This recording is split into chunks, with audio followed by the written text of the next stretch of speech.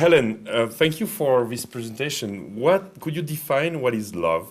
Well, I think we've evolved three distinctly different brain systems for mating and reproduction. One is the sex drive. One is romantic love, that intense craving for a very particular person. And the third is attachment, that sense of calm and security you can feel for a long-term partner. And I think they evolved for different reasons. I think the sex drive evolved to get you out there looking for a whole range of partners. I think romantic love evolved to enable you to focus your mating energy on just one and start the mating process. And I think that attachment evolved so that you could tolerate this person at least long enough to raise your children together as a team. So we've got three brain systems for love.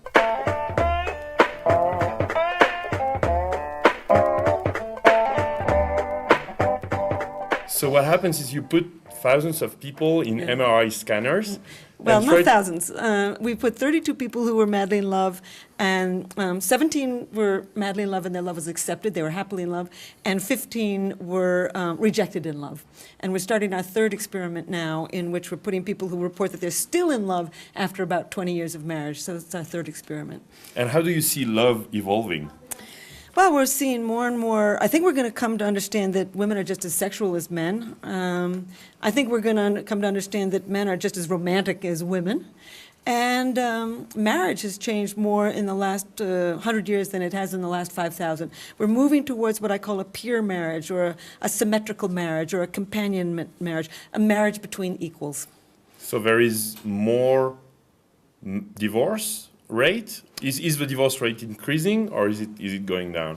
I know that in America it's going down. It's now at 43%, down from 50%. You know, in cultures where women are economically powerful, the divorce rate tends to be quite high. So there's many forces that are likely to keep the divorce rate high, but there's some that are likely to make it low also. And that is the aging world population and later marriage. The later you marry, the more likely you are to stay married. But what we're really seeing is the kind of marriage that we had 1 million years ago, a marriage between equals. You have insisted on sex drive and addiction. Right. Do you think we can fix adultery and cheating? Or should we fix it? Oh, I'm not in the should business. It's very, it's very painful, adultery. Actually, oddly enough, adultery is going down, at least in the United States, and that's the reason is it's because you can now divorce. And when you can divorce a person rather than being adulterous, more and more people are inclined to solve their home relationship first and then go and find a new person rather than have somebody on the side. You said people die more than love. I'm sorry. You said people die more from love than from cancer. Can you explain? Well, it was somebody else who said that to me. It was a neuroscientist. You know, crimes of passion are around the world. I mean, we found evidence of romantic love in 170 societies. Everywhere you look, we have poems, songs, myths, legends, homicides, suicides.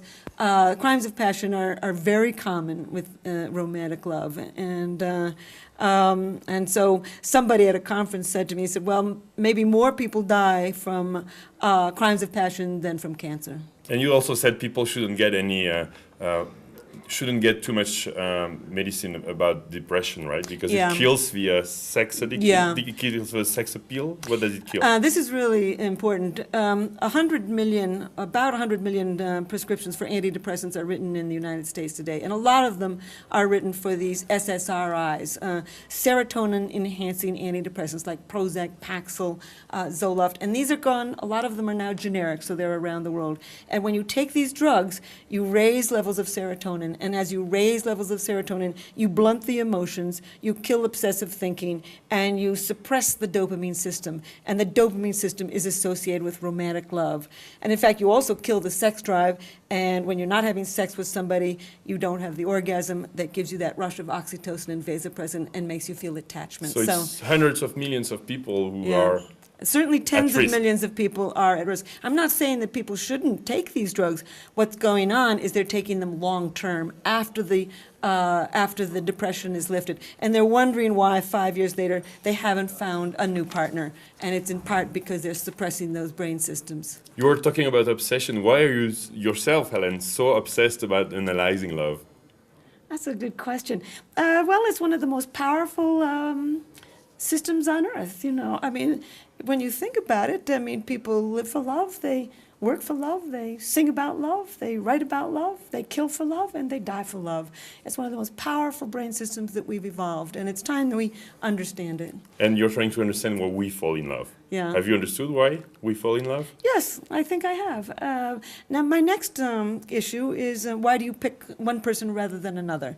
And I'm working actually with a dating site called chemistry.com, which is part of match.com, and 3.7 million people in America have taken my questionnaire, and my questionnaire is now gone, it's just about to go into 35 countries around the world, and I'll try and figure out, there's always magic to love, but if we can understand a little of this madness, I think it'll be. I have a last one for you, Helen. Can you give us advice? You've researched so much and you're talking as a scientist, but can you give us advice on the three key areas you've talked about sex drive? How do we improve this? Romantic love, how do we have better or more intense love?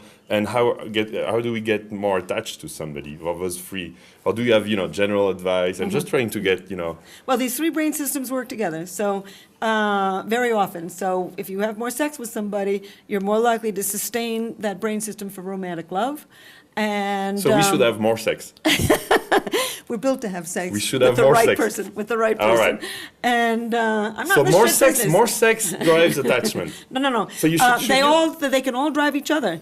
But the one thing that I really would say is try to marry the person after some of that very intense early stage romantic love has worn off a little, so that you can see what you've got. Thank you very much, Helen. Thank you. Thank you.